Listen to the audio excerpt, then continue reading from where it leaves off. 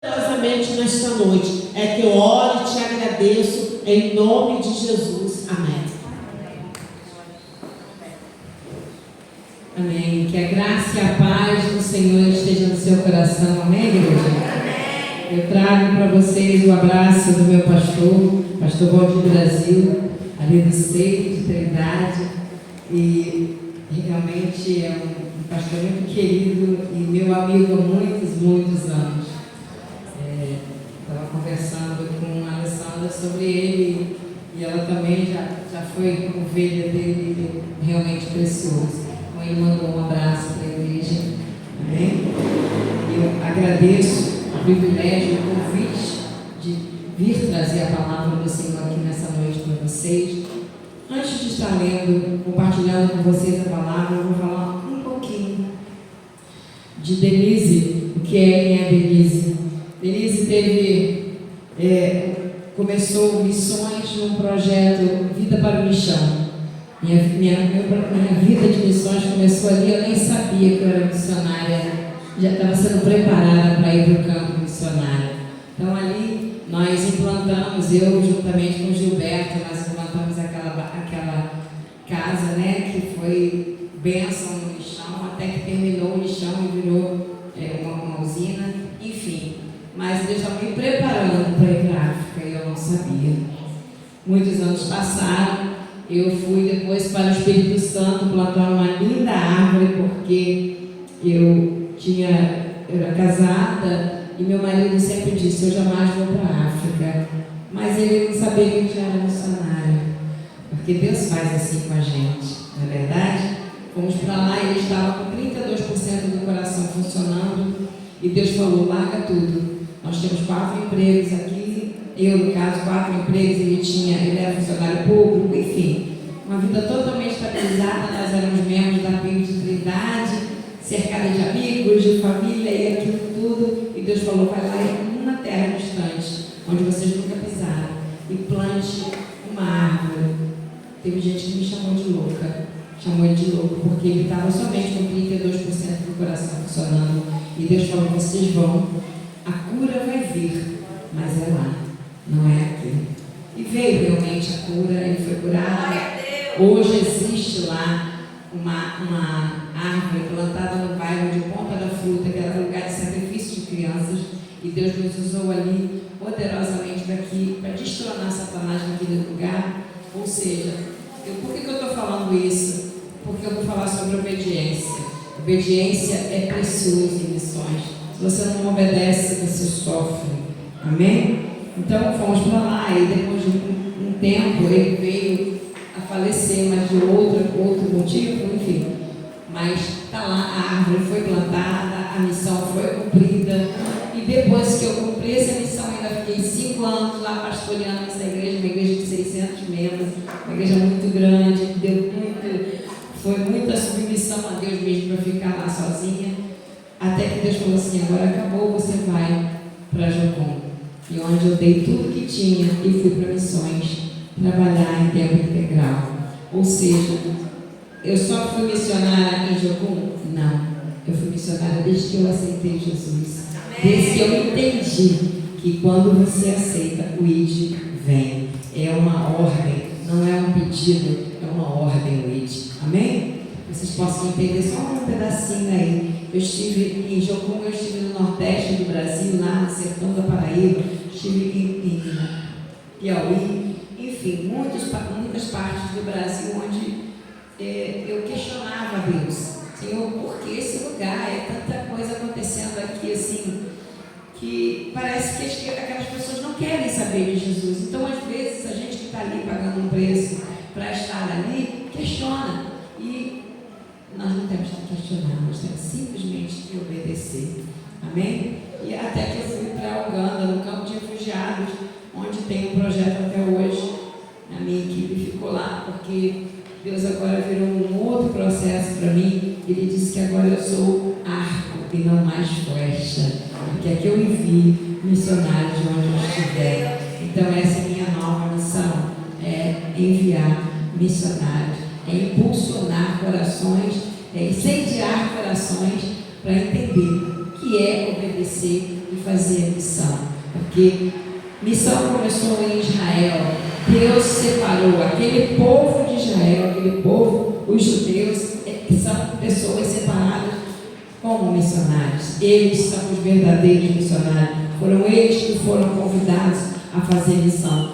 Só que no meio do caminho, eles não entenderam muito bem o que estava acontecendo, e nós temos que orar para que eles possam compreender que a verdadeira missão é levar a palavra de Jesus Cristo, que desde o início já era do Senhor. Amém? Esse é o principal objetivo do Senhor, é levar a palavra de Jesus. Abra comigo as suas Bíblias no livro de Jonas. Jonas capítulo 1. Amém? Jonas capítulo 1, lá no finalzinho do Novo Testamento, é o penúltimo livro. Amém? Todos acharam? Posso ler? Ok. Jonas capítulo 1 nos diz o seguinte, versículo 1 em diante. A palavra do Senhor veio a Jonas, filho de Amitai, dizendo: levanta-te, vai a Nínive, aquela cidade, e clama contra ela, pois a sua maldade subiu diante de mim. Mas Jonas se levantou para fugir para Tarsis, longe da presença de Deus, e desceu a Jope, onde encontrou um navio que ia para Tarsis. Pagou, pois, a passagem e desceu para dentro dele, para ir com eles para Tarsis, longe da presença do Senhor. Mas o Senhor mandou um grande vento ao mar e fez-se uma poderosa tempestade no mar, de modo que o navio estava a ponto de quebrar-se. Vou parar até aqui. Queridos, Jonas foi comissionado. Jonas foi chamado para pregar em Nínive, para falar para aquele povo que estava completamente perdido. Por que Jonas foi convidado para fazer isso? Deus tinha um propósito naquela terra. Mas Jonas, na sua razão, se achando que era santo demais, que era perfeito demais, tentou fugir. Não, que isso, vou nada. Eu vou lá para a favela pregar o evangelho. Naquele povo não tem nada não.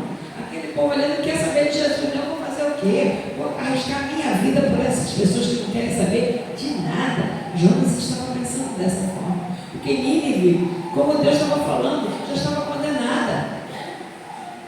Só que a condenação de Nínive ainda tinha uma chance.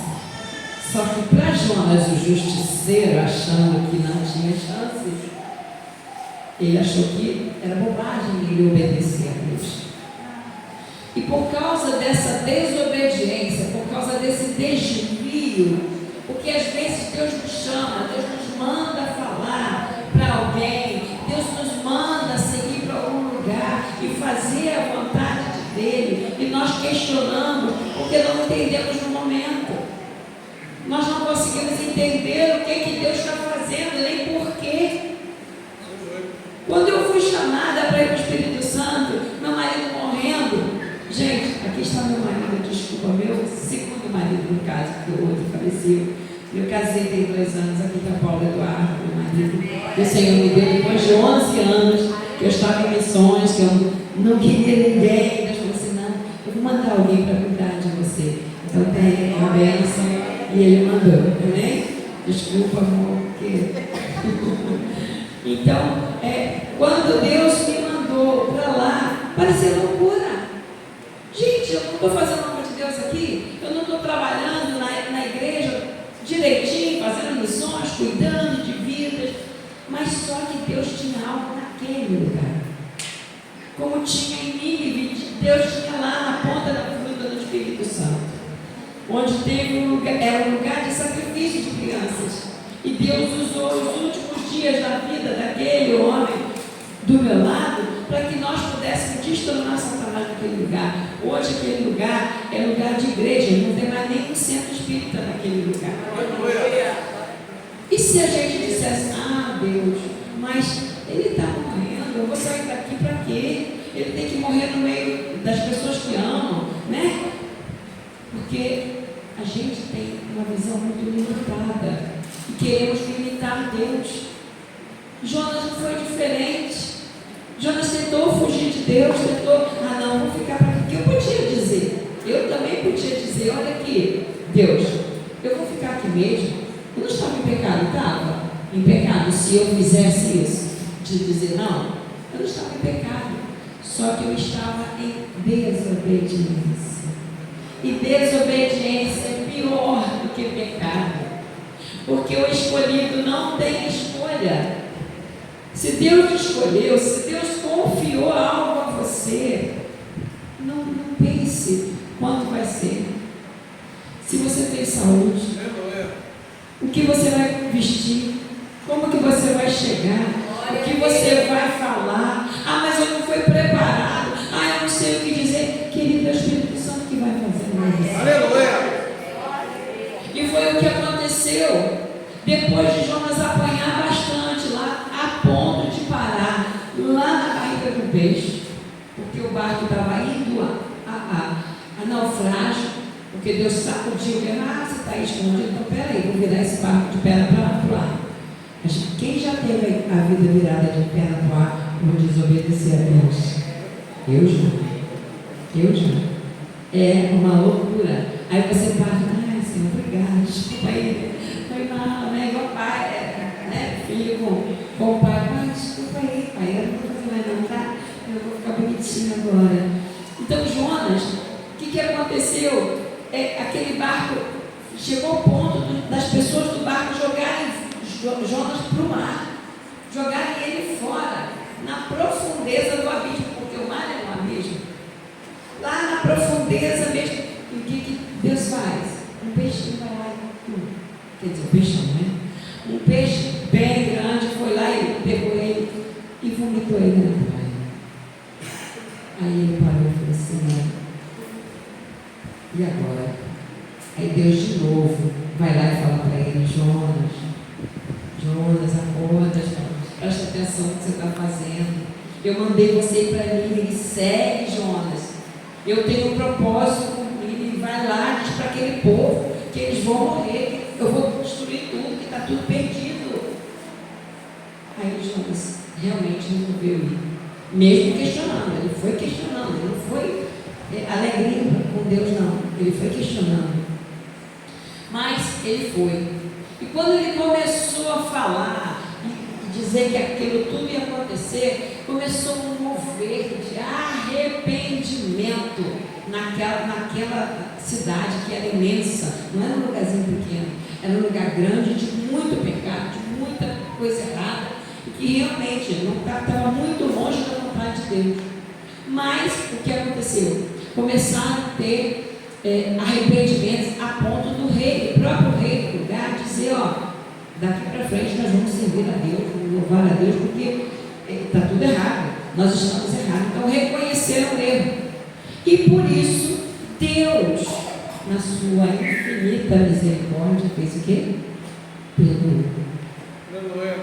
Queridos, no perdão, Jonas, achando que é santo demais e perfeito demais, e que estava ali pagando um preço, porque ele achava que ele estava sendo só mensageiro de uma notícia ruim, você vai morrer, vai quebrar tudo aqui e tal. Ele achou que era só isso, mas não. Deus estava dando a última oportunidade para aquele povo, mas Jonas não estava dando. Jonas ainda não tinha entendido o que Deus estava fazendo. Quantas vezes você não acredita que alguém pode aceitar Jesus e ser transformado? Quantas vezes você passa por alguém e diz, para esse não tem jeito, para esse é só justiça, é só o fim, não tem jeito. Quantas vezes isso acontece? Porque nós vamos na nossa razão sem perguntar para Deus o que Ele quer naquela vida. Meu Deus. Sem perguntar para Deus o que eu posso fazer por essa vida. Eu sou seu filho, eu aceitei, eu ganhei vida eterna e eu tenho que gerar vida eterna. Todos os dias. É na padaria, é numa farmácia, você é um gerador de vida eterna. Você tem que pregar o Evangelho a tempo e fora do tempo. Não importa de que forma Deus vai agir. Se é mandando levantar e andar, se é mandando, botando o cuspe lá no barro e dando vida, voltando a visão, não importa para você. Importa para você que você pregue, como Deus falou com Jonas. Pregue, vai lá e fale o que eu estou mandando, exatamente como eu estou mandando, porque nós temos que ser sensíveis a isso. O que Deus quer?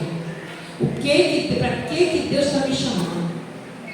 Eu quero que você saia do Rio de Janeiro, vá lá para o sertão da Paraíba, lá no finalzinho, onde só tem dólar, e fique lá. Mas eu não consigo pregar o Evangelho, não tem problema. Brilha a sua luz. Aleluia. Quem vai fazer a obra é o Senhor Jesus Cristo. Você só tem que ir e obedecer. Se Deus falar, vai para lá, para Pontas de uma favela, fique em pé lá. Onde o tiro está comendo solto, mas Deus mandou você ficar em pé, sem falar nada. Fica, porque tem propósito naquele negócio. Deus tem algo para acontecer, para fazer através de sua vida. O que nós precisamos é estar sensíveis à vontade de Deus. E Deus, você continuando lendo aqui o livro de Jonas, né, que é pequenininho, mas é uma história muito interessante, você vai ver que Jonas se revoltou, ficou aborrecido, que então me leva logo daqui, por que eu fui para cá, trazer minha vida para cá, para esse povo para o Senhor se arrepender de acabar com eles. Na verdade, dentro do coração de Jonas havia um sentimento de vingança.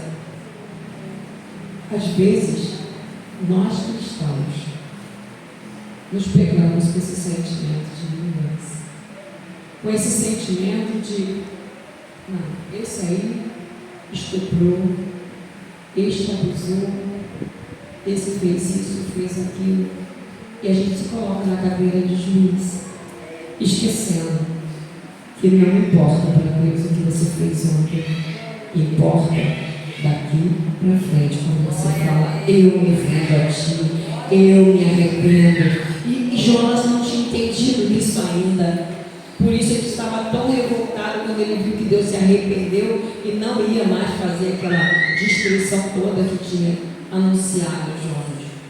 Então, e Deus mostrou para Jonas que Jonas estava tão preocupado lá com a coberturazinha que Deus preparou para ele, de uma planta. Deus preparou para cobrir ele no sol, para que ele não pegasse sol, e ele ficou lá todo zeloso com aquela plantinha que cresceu, para cobrir a sombra, para ele não pegar aquele sol e se queimar, porque ele ficou lá isolado, quietinho, eu vou ficar encostado aqui e morrer aqui mesmo. Então Deus deixou a planta crescer, fez crescer rapidamente, e Jonas aproveitou daquilo. E de repente Deus foi lá e fez assim, tocou e secou a planta. Aí Jonas, mas como é que pode? Como é que seca essa planta? Como é que isso pode acontecer? Então realmente eu não tenho valor nenhum. E Deus deixa para Jonas claramente, ô filho, você está tão preocupado com uma plantinha e está esquecendo dos irmãos que você precisa resgatar? Você está tão preocupado com coisas tão pequenas e está esquecendo das vidas preciosas que eu amo. Porque o Senhor, o plano de salvação é para toda a humanidade. Israel perdeu foco justamente aí, quando Israel achou que só eles eram os privilegiados, os especiais, quando eles recusaram a Jesus, porque não era dali do métier deles. Israel foi se perdendo, mas não perderam o amor de Deus, porque Deus ama Israel até hoje. Amém. Deus nos ama independente. Existem duas alianças, a aliança que é incondicional, que é o amor de Deus pela humanidade, independente do que você é, o que você vai fazer, o que você fez no passado, quem você foi, Ele te ama. Isso não muda, jamais vai mudar. O que você faz não muda o amor de Deus por você.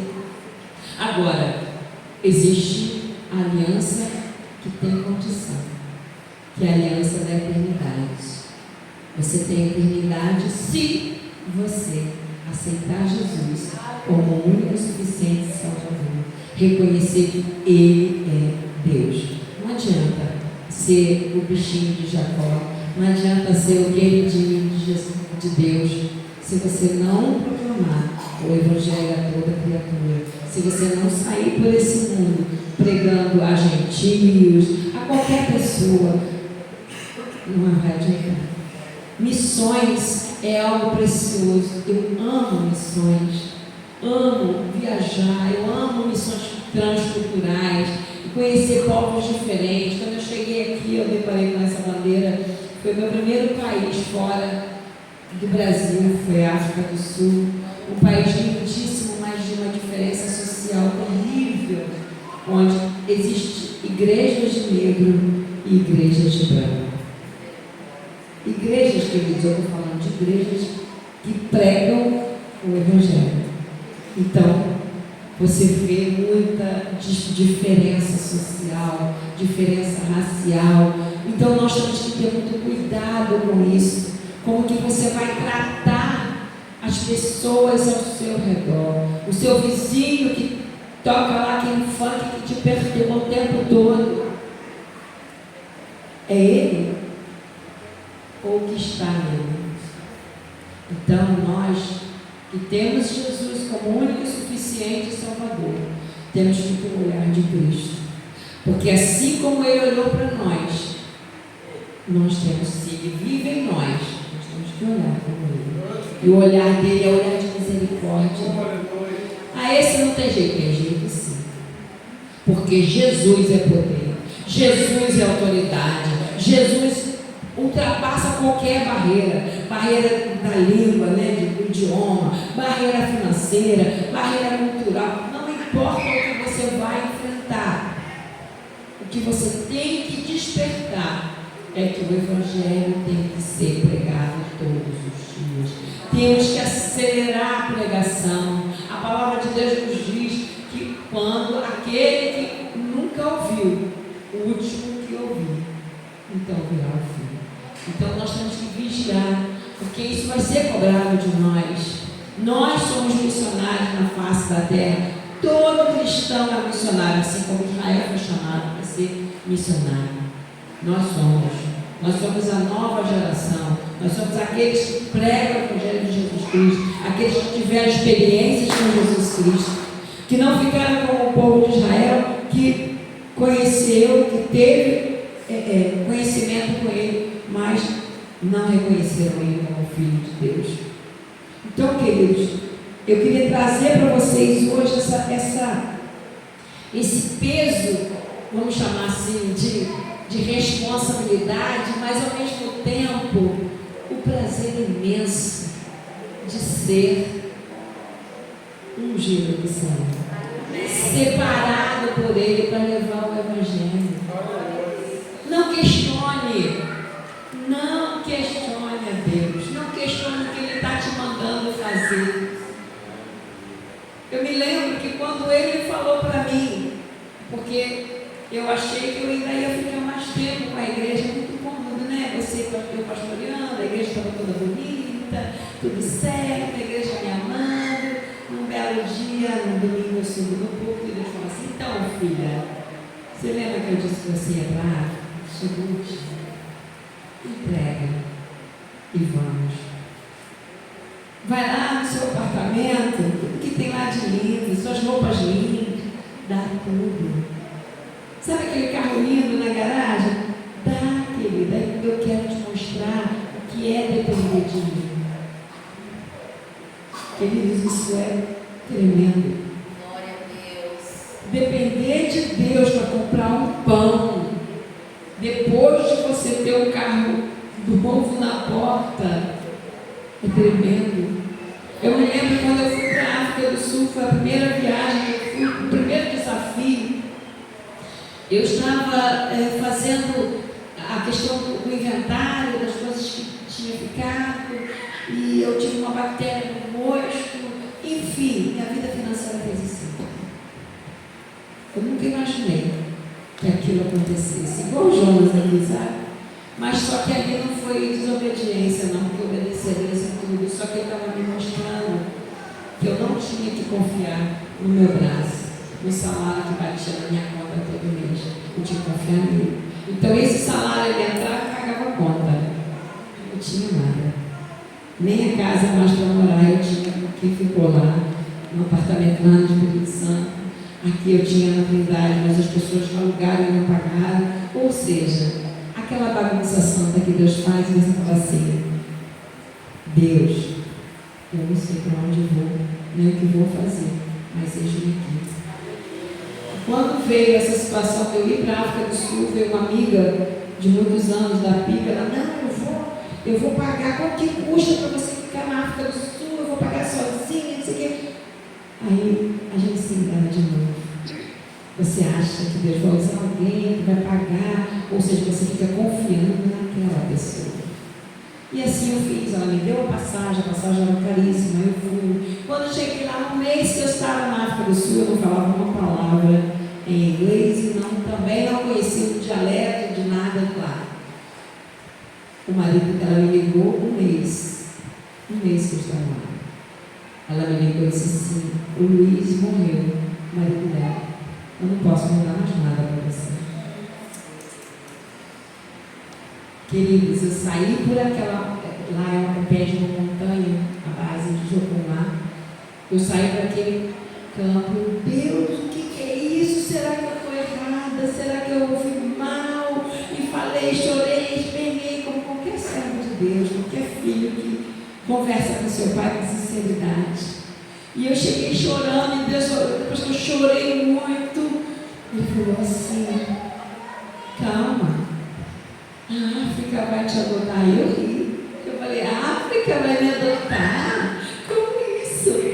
Eu tinha levado, queridos, 20 alicates de unha, porque eu falei: eu vou honrar os negros, né? Aquela coisa toda, cuidar, fazer serviço social. Imagina, para os negros eu sentada no chão fazendo a unha deles, né? Então isso é importante para você pregar o evangelho e se demonstrar amor. Então eu achei que aqueles alicates que estavam na minha mala eram para isso. Não foi. Aqueles alicates simplesmente Deus usou para me sustentar na África. Chegavam pessoas lá na base para visitar, gente de outros países, que a base é muito grande. Aí viam eu fazendo uma das missionárias que fazia amigas, né? Fazia, ai que lindo, faz a minha. Você é profissional nisso? Não, sou nutricionista. Como assim? Sou nutricionista, mas fazendo e eu não cobro nada. Ai, faz a minha. Não teve uma vez, queridos, que eu fiz unha das pessoas na África, dos estrangeiros, né, e tal, e que eu não ganhei pelo menos $200 de oferta. E toda vez que aquelas ofertas vinham na minha mão, eu separava o meu dízimo, separava o valor da base, mas eu entendi exatamente que não era para eu passear na África, não era para fazer turismo. E quando ele mandava mais, no mesmo dia vinha alguma outra missionária dizendo: eu estou precisando disso, estou precisando daquilo. Não, tá bom, Deus já mandou para mim. Porque não era para mim sozinha. Entende? Um belo dia, a África me adotou. Durante um mês não tinha visitante na base, não fiz unha, não ajudei, enfim. Aí chegou uma angolana, Lúdica. Ela chegou, eu estava pendurando roupa na corda e tal. Lá na base, ela chegou perto de mim, conversou e tal. Eu me apresentei e tal. Ela veio, voltou. Sei que ela veio perto de mim e saiu umas 3 vezes pendurando a roupa. Aí passou. E eu estava orando. Falei: Senhor, amanhã vence o pagamento da base. O Senhor disse que a África me adotar. Eu não tenho de onde tirar. O Senhor disse que eu não tenho que pedir para o Brasil, porque Ele falou isso para mim. Não peça, eu vou te sustentar. E assim eu fiz. Aí, 7 horas da noite, eu estava lendo a Bíblia, orando lá no meu quarto. Que não é quarto, né? São boxes. É guarda-roupa e beliche. E a gente mora ali no meio. Aí Lúdica bateu no guarda-roupa e falou: Denise, sou eu, Lúdica. Falou: oi, tudo bem? Entrou, tal. Quando ela chegou lá, ela estava com o envelopinho na mão, escrito brasileira. Aí ela falou assim: olha, me perdoe, por que você me fez? Quando eu ia sair do meu país, Deus mandou botar um valor no envelope e trazer para uma brasileira que ia me mostrar aqui na África do Sul. Queridos, quando ela me entregou o envelope, era o valor da minha base no dia seguinte. Glória a Deus. Sem acrescentar nem tirar nenhum centavo. Ou seja, Deus falou que a África ia me adotar, e foi uma africana que me adotou. E uma angolana, que é mais simples, muito mais simples do que a África do Sul. Então, quando eu digo que se Deus te mandar para um lugar, se Deus te direcionar a fazer uma missão, não pense. Eu nunca vi um pai que fala assim: vamos viajar, filho? E depois fala assim: agora vai lá, se vira. Vai arrumar passagem, vai... Não. Vocês já viram um pai fazer isso com os filhos? Eu nunca vi. E o Deus que eu sirvo é Deus de provisão. O Deus que me trouxe aqui nessa noite para falar para você é um Deus de provisão. É um Deus que, se te chamar no outro lado do mundo, Ele vai fazer. É um Deus que quer te usar no Brasil. Nós temos um estado que está precisando muito de missionários, muito de pessoas com audácia, com autoridade, com intrepidez, de pregar o Evangelho a toda criatura. O Rio de Janeiro está gritando por misericórdia. Os nossos filhos estão sendo destruídos, a nossa sociedade está sendo destruída por falta de missionários que preguem o Evangelho, que vivam o Evangelho.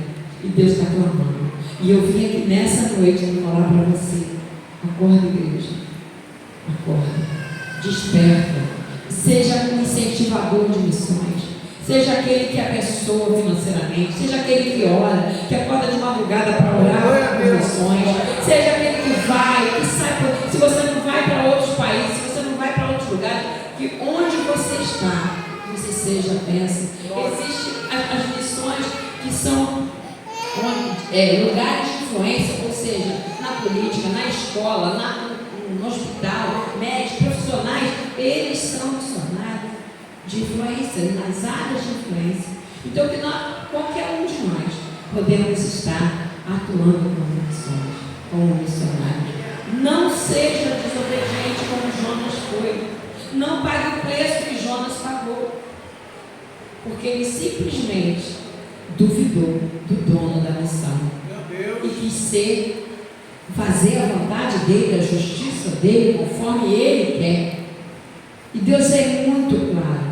Quando Ele te dá uma missão, Ele fala para você em detalhes. Estou errado, assim? Estou errado. Ele fala assim: é assim, olha, eu quero azul, bota amarelo aqui. E se Ele te dá detalhes, querida, é porque Ele quer que você obedeça. Não é para você dizer assim: eu acho que eu vou botar uma fitinha vermelha no meio. Não. A fitinha vermelha no meio está saindo do propósito de Deus e vai te custar caro. Se o teu pastor tem uma visão para este lugar, ele é o anjo da igreja, some com ele, some, ajude, abençoe, ore, diga: eu estou aqui, eu quero somar, eu quero te ajudar nessa obra, nesse trabalho. Não fique omisso, não seja aquele que vem, assiste tudo e vai embora, porque Deus não nos chama para a igreja para assistir tudo. A gente vem para a igreja para cultuar aquele que pode todas as coisas, aquele que faz o que ninguém pode fazer, aquele que age onde não tem mais solução, e aquele que, como lá em Nínive, dá a vitória. Ele dá a solução para aqueles que se arrependem. Não importa qual foi a situação que você viveu, o Senhor entra com providência e faz algo novo na sua vida. Amém, igreja? Está claro isso? O que eu falei para vocês? Uganda, onde eu estive em Uganda foi algo bem forte. No campo de refugiados de Nakivale, são 8 nações essas como Eritreia, Sudão do Sul, só países que se pegam entre si, eles se matam entre si. Mas como dentro do campo há uma ordem de se brigar, é expulso para fora e fora, tem guerra, então eles se seguram, mas eles se odeiam. Então, 8 países ali dentro, nós convivemos muito com muçulmanos e com feitiçaria, que não se compara à feitiçaria do Brasil. Não se compara. Ataque de ratos, ataque de cupinha, ataque de feiticeiro, enfim. Então, mas Deus fez daquele lugar um lugar de refúgio. E a Jocum agora tem lá um espaço onde nós estamos treinando missionários africanos para pregar na África. Entende? Então, Deus sabe. Você olha assim, esse lugar não tem solução. Você olha para a África, você diz, deixa morrer. Não dá. As histórias são muito tristes, eles não... Só vou orar. Né? Assim, às vezes a gente fala assim, só vou orar, não vou fazer nada, não, só vou orar. O que eu posso fazer? Não importa se você é pequeno. A resposta que Deus me deu, eu fiz essa pergunta para ele. Senhor, eu não tenho dinheiro, não sou mais menina, o que eu vou fazer em campo de refugiados em África? Como o Senhor quer me usar? Ele só falou assim para mim, você já sofreu bastante para falar do meu amor e entender a dor daquele povo. Você só vai lá para dar amor. E foi tremendo. Quando eu pude ministrar naquele lugar o amor de Deus, eu pude ministrar que eu já tinha perdido 33 gravidez, que eu já tinha perdido meu marido, que eu tinha, enfim, uma história de muita dor, mas que o sorriso não saía dos meus lábios, porque a minha alegria estava no Senhor. E eles puderam ver isso, porque eles acham que o americano, nós, né, da América do Norte ou da América do Sul, somos ricos e por isso somos felizes. Então nós conseguimos mostrar para eles que não era o dinheiro que a gente podia levar para eles, mas o amor de Jesus. Amém? Que você possa, assim como Deus me deu a oportunidade, você possa levar o amor de Jesus. Pense nessa dor que você está sentindo, eu não sei qual é, mas todos nós temos uma história. Ninguém é um livro em branco. Todos nós temos uma história. Tenha certeza disso. A sua história é para salvar alguém. É para falar para alguém que a história dele tem solução. Então abra sua boca e pregue o Evangelho a tempo e fora de tempo. Porque o Senhor Jesus está voltando. Amém, igreja? Eu quero abençoar vocês nessa noite com toda sorte de bênçãos. Senhor, eu quero clamar a Ti, Senhor príncipe. Toma em Tuas mãos, ó Deus. Eu abençoo, eu profetizo sobre essa igreja, Senhor. Grandes homens e mulheres que se levantem com autoridade, Senhor, prontos para Te servir, prontos para pregar o Evangelho, incondicionalmente, Senhor, sem preocupar, Senhor, com nada, porque o Senhor é o Deus de ouro e prata, o Senhor é o Deus que dá saúde, o Senhor que dá sabedoria a esse povo, Pai, para que eles possam avançar rumo à Tua presença, Senhor, para resgatar os Teus filhos perdidos nesse mundo e trazer para a Sua casa, Pai. Em nome de Jesus Cristo, eu abençoo. Amém, Jesus. Amém. Deus abençoe.